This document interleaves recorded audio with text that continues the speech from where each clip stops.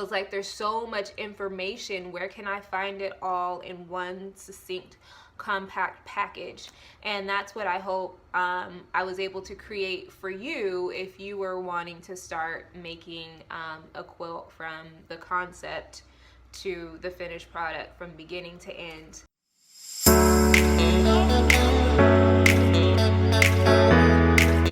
Hey guys, it's Laree, and today is day 1 of my 5-day quilt challenge.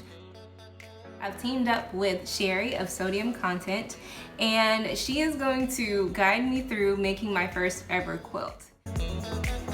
Now, I became interested in making quilts about last summer, and the reason why I want to learn the techniques is because there's a certain level of accuracy and precision that I think can carry over into making clothes and just help me overall become better at sewing and other things related.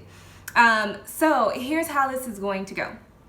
She's going to send me a sewing tip in my email each day. I actually have tip number 1 in my email now, which I'm going to share. So 1 or more. And I'm going to open this up here. I'm going to take a look at her message. And yeah, she's going to guide me through. At first I thought, you know, I'll just go onto YouTube, I'll go onto Pinterest, and I'm like, I know so many amazing, knowledgeable quilters right here on Instagram. Let me reach out. And let's see. Here it is. And it says, from Sheri, here are my tips for beginners learning to make a quilt for the first time. Tip number 1. And I'm going to share that with you in just a moment. So I hope you follow along with me to see how this quilt turns out. I'm going to flip this camera around in just a little bit, and I'm going to show you all the materials that I'm working with. All right, guys, quilts tip number 1 coming up. So guys, as we go along, to help you read and understand these notes, Sheri's notes to me are on a pink tablet and my notes are in a white notebook. So day 1 notes are to pre-wash the fabric to shrink it and to decrease the bleeding of the colors on each other, which is common when you sew clothes as well. So washing your fabric is optional. Typically you want to not wash it if you are using it as a showpiece. I'm not that advanced yet. Next, I need to understand quilting terms. While some I do know from sewing, others I don't, and I will need to look those up. And here are my notes on materials that I'm going to need for this project. So I'm going to need my fabric for the top quilt. I'm going to need a fabric for the backing of the quilt and batting to go in between the two. I'll need a set of standard needles as well as quilting needles to sew all of the layers together, and a quilt adhesive spray or large safety pins. They're both going to do the same job. Quilting thread, which is optional, a sewing machine, of course, and a rotary cutter and cutting mat. Quilting terms. Half square triangle, a triangle that is created by cutting a square in half from corner to corner. Piecing, it's sewing fabric pieces together. Quilting, the process of sewing 3 layers together. Now this I did not know. There must be 3 layers sewn together that incorporate a design in order to be considered a quilt. A block is a single unit of a quilt that is a perfect square. This may be one piece of fabric, like a checkerboard pattern, or the square may be made of several pieces of fabric sewn together. Blocking is when a block is not square. Okay, so this one may need a little more explanation. So once the quilt is all stitched together, the top, the backing, the batting is all stitched together, the actual finished product may not be a perfect square. It may be kind of wompy or it may be kind of skewed. So blocking is a process of soaking that whole finished product and stretching it until it becomes a perfect square again, and then allowing it to dry flat. Okay, so here's what I'm working with today.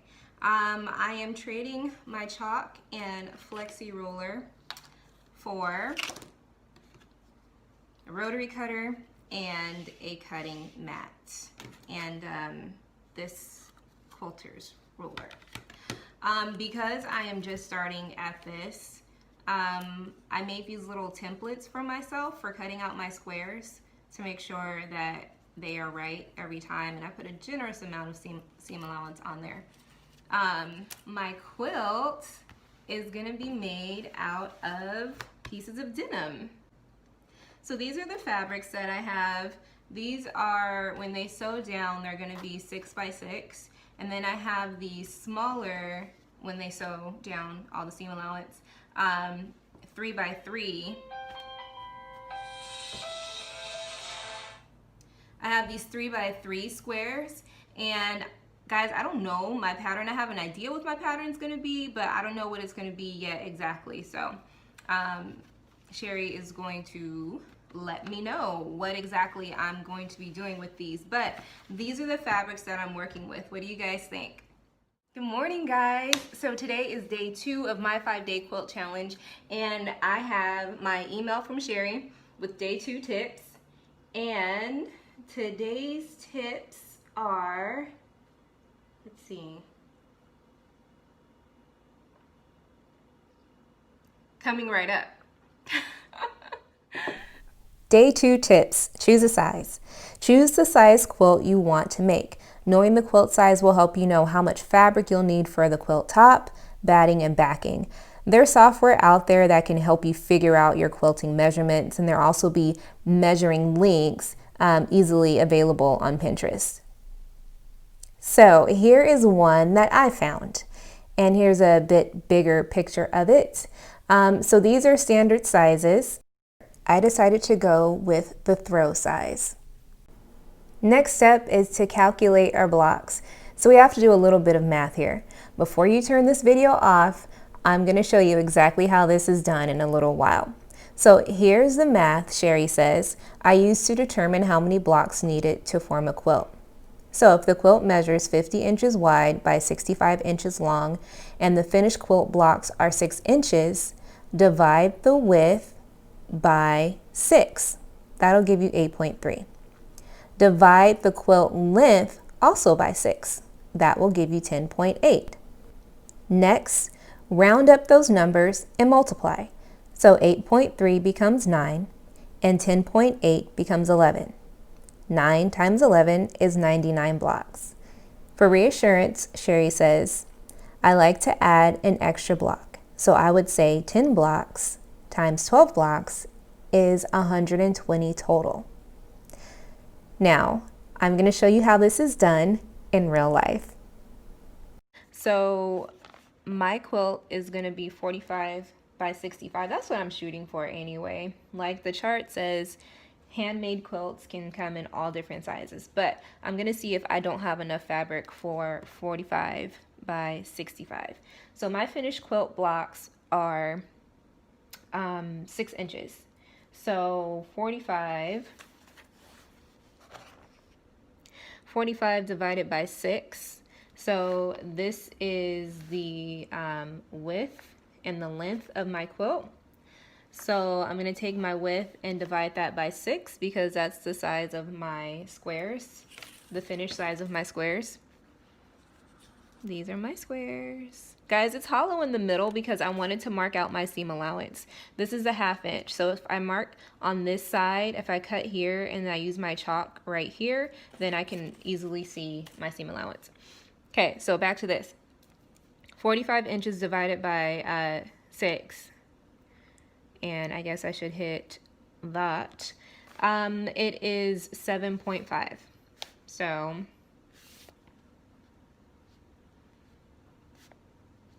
.5. Alrighty. And then 65 divided by 6 is going to give me, like the other that we saw in the example, 10.8. So this is the width. So the length divided by 6 is equal to 10.8. And the next step in that instruction was to round these things up to the nearest whole number because dealing with fractions can be frustrating. So we're gonna round this up to 8 and round this up to 11, okay? These are the number of blocks that we're gonna need. I'm not gonna take 7½ of a block. So just round that up to a whole number, 8 and 11. So now let's multiply 8 blocks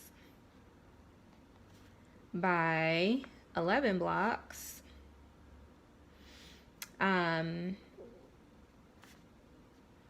So what we're looking at here is our quilt. How many blocks do we have going this way? And how many blocks do we have going this way? We're going to multiply that number. That gives us a total of 88 blocks or squares.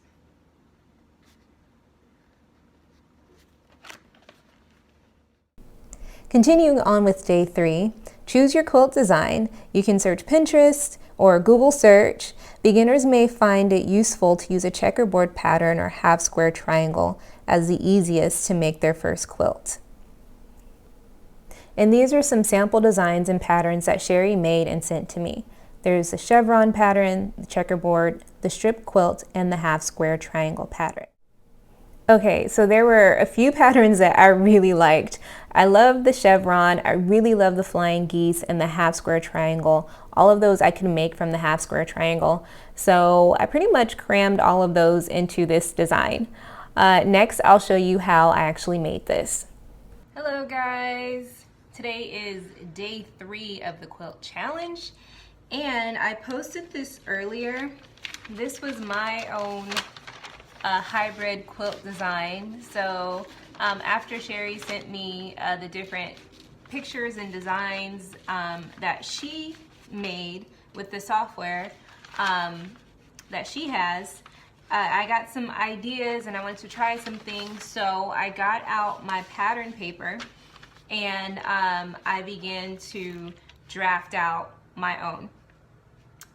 So these black squares right here, these represent actual finished squares, so that I could kind of get an idea of how much of each fabric that I actually needed.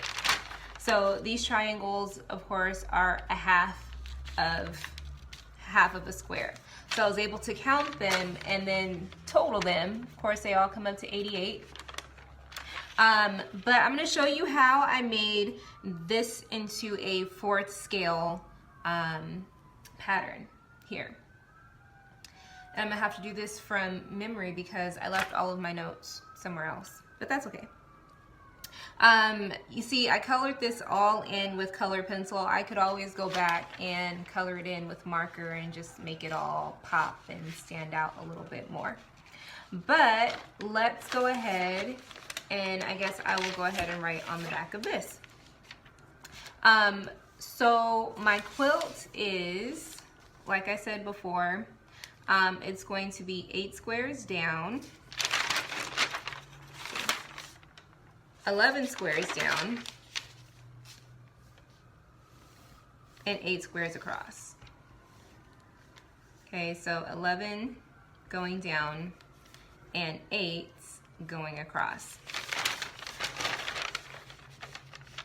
All right. So if I'm gonna make this to scale so that I can map it out and see how everything is gonna look and how it's gonna fit, I decided to do a 4th scale. So I took the size of one of my squares. How it's gonna be when the seam allowance is all sewn, it's 6 inches. So I just took 6 inches and divided it by 4. That's it. I took 6 and divided it by 4, and that gave me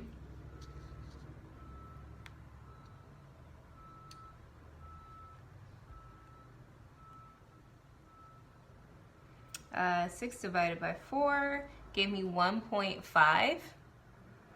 So that means now the measurement 1.5 inches is going to equal every one of these. They're going to represent every one of these squares. So with that, I need 1 11 1.5-inch squares going down, and 8 1.5-inch squares going across. And that is how I simply made this 4th scale grid.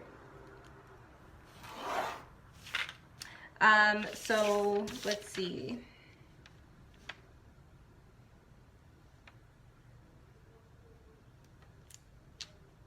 I really love this paper, and I really love this ruler because it's so easy to make right angle, parallel, straight lines with using the numbers and the dots and the actual grid system on the ruler.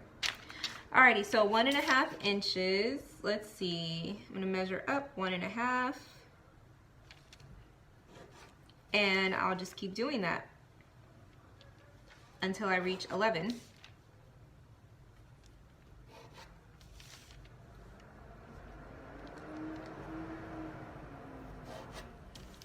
Okay, and then I'll go all the way across.